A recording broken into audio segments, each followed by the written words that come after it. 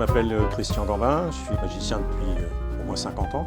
J'ai fait beaucoup de music-hall, de cabaret, de choses comme ça. J'ai eu différents prix de magie. J'ai monté le théâtre de l'Entend Magique il y a une trentaine d'années. On fait des spectacles pour enfants et on fait des spectacles pour adultes. Un peu une formation à l'anglaise, je vais souvent à Londres pour travailler aussi. Et comme les Anglais, je chante, je suis auteur-compositeur, j'ai été comédien, j'ai dansé, le jazz, j'ai fait des mimes, j'ai fait beaucoup de choses. Et après, dans le théâtre, je fais tout le reste, quoi, plombier, électricien. J'ai fait monté un numéro de Pierrot qui était très original pour l'époque. En fait, j'ai pris le thème au clair de la lune, mon ami Pierrot, et j'ai créé des tours de magie avec des plumes. J'ai travaillé 10 ans, 15 ans avec le Pierrot. J'aime pas toujours faire la même chose, il faut que je change. Donc j'ai fait un numéro rock, en fait, de comic rock. Et là, j'ai cartonné plus qu'avec le Pierrot, en fait. J'ai décroché le Paradis Latin au bout de 6 mois, enfin des choses comme ça, je suis parti à l'étranger. Et puis, à 40 ans exactement, j'ai pas eu de boulot.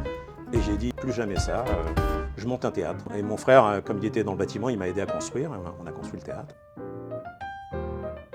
Incroyable, ce théâtre-là. C'est là, et ça fait 29 ans maintenant, ça doit être la 29e année maintenant.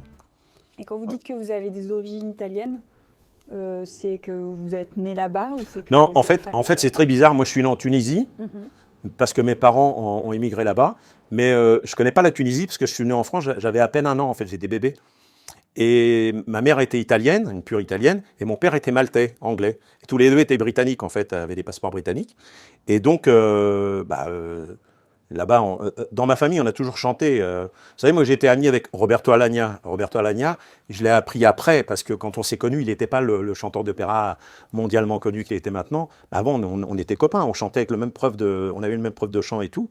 Et tous les Italiens chantent, quoi. C'est inné, quoi. Après, on a l'oreille, on n'a pas l'oreille. On a tous. Moi, mon frère chantait, mon autre frère chantait, ma soeur chantait comme la Calas, on l'appelait la Calas. Elle n'avait jamais fait la chanson, c'était pas son truc, mais elle avait une voix claire.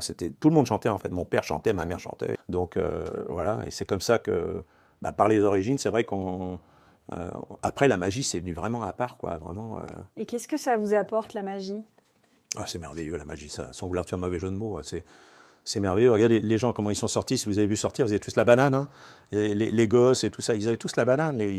Une fois, il y a des gens qui ne voulaient pas rester. Il y a une dame qui ne voulait pas rester. Elle voulait faire ses courses. Oh non, t'as qu'à rester avec le petit. Elle dit à son mari.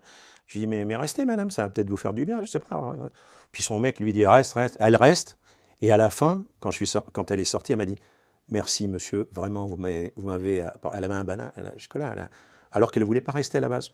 Et la magie, ça m'apporte. Que je ne vis pas dans le monde dans lequel je vis, quoi, actuellement. Si on écoute le monde dans lequel on est actuellement, c'est un peu la galère, quoi, quand même, il faut reconnaître. Hein. Et quand vous faites de la magie, pendant le temps où vous êtes en spectacle, ou pendant le temps où vous apprenez un tour, ça peut durer, vous pouvez répéter un truc pendant 2, 3, 4 heures, sans vous rendre compte que vous répétez pendant 4 heures la même chose tout le temps devant votre miroir. Et vous oubliez tout, vous êtes vide, quoi. C'est comme un musicien qui fait de la musique, ou voilà. C'est pareil, on a nos gammes, on fait nos trucs. En plus, je fais de la musique, alors quand je fais de la musique, c'est pareil. J'ai des périodes où je fais de la musique, des périodes où j'écris des chansons. J'ai composé 300 chansons, genre j'ai jamais proposé aucune chanson à personne. Donc elles servent dans mes spectacles pour la plupart, et peut-être que mes filles, plus tard, elles les utiliseront pour faire des trucs avec, je sais pas, on verra. Il y en a beaucoup, hein, il y en a vraiment beaucoup, de toutes sortes. Et puis la magie. Vous accompagnez, du coup? Ouais, en fait, je jouais qu'avec ma main gauche. Je fais les rythmes. Je ne suis pas un musicien, je suis un mélodiste, en fait. Je trouve des mélodies, mais qu'avec ma main gauche, quand je fais les rythmes, les rythmes d'une musique me donnent l'idée d'une chanson, en fait. Et à la base, j'ai écrit une chanson pour ma fille. J'étais en vacances, et elle jouait un petit chat, et j'ai écrit Miaou, Miaou. Après, j'ai écrit sur les fourmis, et j'ai écrit 10 chansons. Avec les 10 chansons, j'ai monté un spectacle pour enfants pour elle. Elle a travaillé avec moi à l'âge de 3-4 ans, elle bossait avec moi. Et ça cartonnait tout de suite, en fait. Et comme je savais que les cabarets, à l'époque, je travaillais en cabaret, je les connaissais bien, je connaissais les patrons, ils ne travaillaient pas l'après-midi. Alors moi, je suis allé voir un patron que je connaissais, avec qui je travaillais, je dis, écoute, tu me prêtes ton cabaret l'après-midi, je fais un spectacle pour enfants, et je te donne un pourcentage, un gros pourcentage. Bon, le mec, il me dit, voilà les clés. J'avais une salle de 100 places magnifique, tout a disparu maintenant, mais ça s'appelait... je ne sais plus comment ça s'appelait d'ailleurs, j'ai la mémoire qui flanche. Et il était ravi parce que je lui payais le loyer, moi, pratiquement. Donc voilà, donc c'était. Et après, j'ai commencé un autre type de me voir, il m'a dit, j'ai un petit truc en bas, vous ne pouvez pas faire de la magie dedans. Alors on a dit, bah ouais, d'accord. Et puis après, j'ai commencé à aller voir le même patron qui avait 3 ou 4 cabarets. J'ai dit, je peux te faire un autre spectacle là, parce que j'ai écrit un autre spectacle. Du coup, j'avais 5 salles dans lesquelles je travaillais. C'était mes spectacles, en fait. Et je faisais travailler. Voilà. Oh, ça tournait drôlement bien. C'était une belle époque, quoi. C'était la même époque que le cabaret. Maintenant, c'est la galère. Depuis le Covid, c'est la galère, hein. Mais on a pu, on n'est plus complet à chaque fois comme avant. On a recommencé à avoir du monde samedi, on a été complet, mais ça faisait déjà 3 ou 4 mois qu'on n'avait pas de monde, quoi. On a 8, on a 9, on a 10, on a parfois 20. Là, il devait être 20, puis j'étais 20, 25, quoi. Ouais. Bon, 25, ça va déjà, bon, ça paye les frais, quoi. Mais voilà. Et puis je fatigue, je vieillis. Je faisais 13 spectacles par semaine avant. Ce qui est déjà Là, pas mal. un mercredi, je faisais 3 spectacles. Un à 14h30, un à 16h, un conte de fées à 16h, et spectacle de magie à 17h. J'en fais plus qu'un maintenant. Vous voyez, donc Oui, bah, c'est énormément d'énergie, la scène. on est à 50% déjà moins de clientèle. Plus on a moins de clients, plus je fais moins de spectacles. Et puis moi, j'ai peut-être pas l'air, mais je vais bientôt avoir 70 ans, donc voilà, quoi. Donc je me sens pas vieux, hein, parce que je me sens comme quand j'avais 20 ans, ça n'a pas changé. Mais à l'intérieur, ça commence à déconner, quoi, un petit peu. Voilà l'histoire, un peu. Incroyable. Et du coup, ça vous donne un peu cette âme d'enfant, et c'est aussi cultiver cette âme d'enfant, je suppose, qui... Ah ouais, moi quand je regarde des tours de magie, je suis... tous les mois, je vais une semaine à Londres, parce que j'ai une société à Londres. Et tous les mois, je vais à Londres et je vois les spectacles. Je crois que je suis le Français qui a vu le plus de spectacles à Londres que même les Anglais. Parce que depuis 15 ans, chaque mois, je vais à Londres et je vois 2 spectacles, parfois 3 spectacles. Et bon, maintenant, je commence à tous les connaître, donc je suis obligé d'attendre les nouveaux spectacles pour pouvoir en voir. Et à Londres, c'est fantastique, quoi. Rien que de voir comment ils utilisent l'éclairage. Quand je reviens de Londres, j'ai des idées plein la tête. Oui, je vous montre un truc, puisque vous filmez. Ah bah oui, avec grand plaisir. Et un jour, je vois la nuit étoilée à Londres, sur les murs, et je vois des petites étoiles, des grosses, et je dis, mais comment ils font ces trucs-là? Je ne savais pas du tout, hein. Et on a la chance d'aller en backstage sur un spectacle à Londres, et je dis au gars, j'aimerais bien voir le tableau d'étoiles, comme vous faites. Et là, je m'approche et je vois des microfibres qui s'éclairent, et par endroit, il y en a 3, 4, par mois, il y en a une. Je rentre ici le lendemain, pratiquement, j'achète 2 planches en bois, je commande dans la microfilm, et je fais ça. Et j'ai un spectacle où il y a la fée qui rentre en scène, en fait, et j'ai fabriqué ce truc-là. Waouh. Voilà. On va le mettre de l'autre côté. Et ça me prend un temps fou. Alors ça, c'est rien, parce que derrière, là, vous avez les décors pour les spectacles pour enfants, pour les contes de fées, puisque je dessine aussi, je suis un peu dessinateur à mes heures. Et donc là, vous avez les décors. Et il y en a d'autres, il y en a partout des décors. Alors, c'est tellement petit ici. Et quand je viens à Londres, je dis, mais comment je peux faire pour faire ça? C'est trop petit, on n'a pas d'auteur, on n'a rien. À Londres, ils ont des immeubles comme le théâtre Saint-Georges, où ils ont des scènes qui tournent, des trucs qui descendent. Moi, j'ai visité un théâtre, c'est un immeuble, quoi. C'est carrément des immeubles. Et nous, on a 45 mètres carrés quand j'arrive ici. Et par exemple, j'ai un très gros décor derrière, je peux vous le montrer. Ah oui, avec plaisir. Quand je suis revenu, j'ai cherché les idées et j'ai trouvé l'idée en allant voir un spectacle de chansons des années 60. Donc ça n'avait rien à voir avec ce que j'ai fabriqué. Alors vous allez voir, je vais le sortir. Ah oui, il y a ça qui vient à chaque fois. Incroyable. C'est phénoménal. Ah ouais, c'est vraiment un gros truc.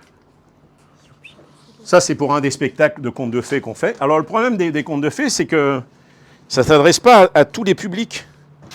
Donc, parfois, on travaille pour 8 personnes. Alors, avoir 2 personnes en scène et puis faire des marionnettes, sortir les décors, trimballer les décors et tout, pour ça. Et je vais à Londres et je vois un spectacle de chant, en fait. Et les gars, ils rentrent sur scène avec leur matériel, carrément. Ben, je dis, c'est génial, je n'avais pas pensé à ça. Donc je fabrique ce truc-là. Je n'arrivais pas à le faire partir à droite ou à gauche. Je le fabrique. Et pendant le spectacle, qu'est-ce que je fais? Je dis, bon, le cirque s'en va, je suis en clown. Le cirque s'en va, allez, on va tout mettre dans le camion. Et je pousse. Et donc ce gros décor qui fait 3 mètres, 4 mètres, il rentre dans le mur. Et ça prend 40 cm d'espace. On fait ça. On ferme ici. Alors, je suis toujours en clown quand je le fais. Et je dis, rouler c'est dans le camion, puis voilà. Et le décor est parti et je peux enchaîner sur les autres décors et tout ça. Ah, c'est incroyable, c'est magnifique. Ah oui, je vais te montrer. C'est plein de décors derrière là. Pour Petit Ours, on a un décor qui est comme ça. Quand la fée de la forêt vient, elle est dans la forêt, quoi, vraiment. Voilà, c'est vraiment... il y a vraiment tout ça, quoi. Ah, c'est beau. Voilà. Et avant le spectacle, les marionnettes sont dans une maison. Donc, alors tout ça, c'est moi qui les ai fabriquées. Hein. Incroyable. J'ai peint, j'ai fabriqué, j'ai trouvé les idées, j'ai trouvé les systèmes pour les ouvrir, pour les fermer. Ça s'ouvre tout seul. Enfin, on a l'impression que ça s'ouvre tout seul parce que derrière, il y a des poids et il y a des ficelles. Voilà. Et pareil qu'à Londres. À Londres, ils ont des grosses cordes, des gros machins. C'est la même chose. Ouais. Mais sauf que là, je le fais dans un tout petit réduit. C'est incroyable. Donc là, ça s'ouvre et on se retrouve sur la fée apparaît avec la lumière derrière, avec les étoiles. La fée apparaît. Et après, ils arrivent au château du magicien. Donc ça reste. Ça s'en va. Et quand ça s'ouvre, on a un autre décor ici. On a un château. On a ça après quand ça s'ouvre. On est sur ça. C'est magnifique. Donc ça, c'est le Petit Ours. Alors, dans le même style, il y a un autre spectacle qui s'appelle Mon Petit Pingouin. Donc là, les décors, je ne vais pas les enlever, mais on les enlève. Et derrière, là, on a un décor qui est plus compliqué, en fait. Parce que là, on a 1, 2, 3 décors. Mais là, derrière, je ne sais pas si vous voyez, on a des décors qui sont 4 décors qui s'ouvrent. Dans le milieu, ça s'ouvre sur le côté. Ça nous permet d'avoir 4 décors supplémentaires ici. Et je vais vous montrer le fond, parce que on ne peut pas sortir le reste. Le fond, alors il y a par exemple, il y a la sirène qui apparaît, elle est dans l'eau. Donc ça, c'est un décor qui est fait, voilà, des trucs que j'ai... Alors, il faut trouver les idées pour faire les trucs.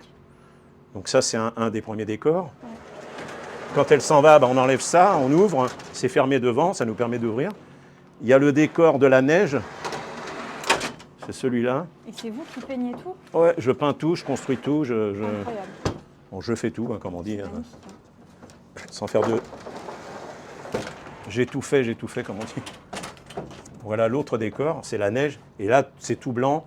Et on a des super costumes, je peux vous les montrer après. Donc, qui vont bien avec le décor. Et le prochain spectacle, on ne l'a pas encore fait. Parce que pour l'instant, il n'y a personne. Donc, alors là, je me suis fait un truc un peu compliqué. J'ai un train, je voulais faire un train. Le problème du train, c'est que je ne pouvais pas l'enlever. Donc voilà le train. On ouvre, c'est déjà comme ça en fait. On est sur un train, oui. Et il y a le train, il y a de la fumée qui sort par là. Et quand le train s'en va, il se passe ça. J'ai mis un temps fou à trouver l'idée. Le train s'en va dans le mur en fait. Ouais. Et ça donne l'impression que tout s'en va dans le mur. Bah ouais. Alors qu'en fait, c'est de la magie un petit peu. Il n'y a que ça de place. C'est incroyable. Et à la fin, il y a ils arrivent à la ferme magique. Enfin, la ferme, en fait. Où est-ce qu'elle est? Elle est là. Avec les animaux, donc. Donc celui-là, on l'a jamais fait encore. Hein. C'est magnifique. Voilà, ça, c'est le dernier, les derniers décors que j'ai fabriqués, en fait. Oh là là. Alors ça demande du temps. Hein. C'est pas toujours très bien fait, mais ça reste naïf dans la manière de faire, quoi. Mais ça demande du temps, ça demande beaucoup de temps. Parfois, je rentrais à 3-4 heures du matin, moi, chez moi, parce que j'aime bien être là. C'est un peu ma maison, quoi. C'est un peu. Oui, c'est ça, depuis le temps. Ouais. C'est magnifique. Merci. Merci infiniment. Oh, c'est moi. Tout ça. Ouais, il y a des belles images comme ça. Ah oui, ça fait rêver. Et on arrange toujours des choses. Je vais vous montrer de l'autre côté. Avec si vous voulez plaisir. voir. Parce que là, il y a la loge. Attends. Je vais vous sortir un costume pour vous montrer, par exemple, quand on est dans le château. Voilà le costume des magiciens. Ça a été fait des costumes qui sont faits sur mesure. Ça a été fait à Londres par un gars qui travaille pour Broadway et pour Londres, en fait. Un super costumier. Et ils sont beaux, quoi. Ils sont uniques, quoi. C'est pas personne à ce costume-là, quoi, je veux dire. Et je vais vous montrer le costume de la fée, parce que le costume de la fée, il est quand même super chouette. Vous voyez, ça, c'est le costume de la fée. Oh là là. Ah, c'est super joli. Hein. Magnifique. Et normalement, il s'allume. C'est ma femme qui fait la fée en général. Incroyable. Il y a la sirène qui est magnifique aussi. Hein. Oh là là, c'est magnifique. Ouais. Ah ouais, c'est beau, hein, c'est vraiment... On a mis un an avant de recevoir les costumes. Parce que j'y allais un petit peu, je faisais des essayages, je revenais et tout. Il n'avait pas toujours le temps parce qu'il faisait des grosses revues à Broadway et tout ça. Donc, entre deux, il me faisait des costumes. Et à Londres, c'est une merveille. Ici, j'arrive pas à voir ça, en fait. Il a fait ça, il n'a pas acheté ça, il l'a fabriqué, le chapeau. C'est super, quoi. Je veux dire, c'est lui qui l'a fabriqué. Et après, il m'en a acheté un parce que je voulais un chapeau noir et il en a acheté un dans une caisse à chapeaux, là. Mais ça, il l'a fabriqué. Et tous les chapeaux qu'on a, je vais vous montrer les autres. Alors, regardez, ça, c'est le chapeau du magicien, par exemple. Vous voyez, tout ça, c'est fait à la main. C'est pas acheté, quoi. Ouais. Puis il y a l'autre que j'aime bien aussi. C'est un magicien des neiges. Donc, il est un peu moderne, quoi. Vous voyez. Et avec le costume blanc, ben voilà ce que ça donne. Ça. Il m'a fait un truc, une coque. C'est un peu punk, mais c'est censé être de la glace, en fait. Puisque, voilà, l'idéal serait de faire un tour avec des glaçons, mais moi je fais des ballons à ce moment-là, puis c'est le final pour les enfants. C'est sympa, hein. Ah oui, c'est fait exprès. Ça, c'est la version du close-up.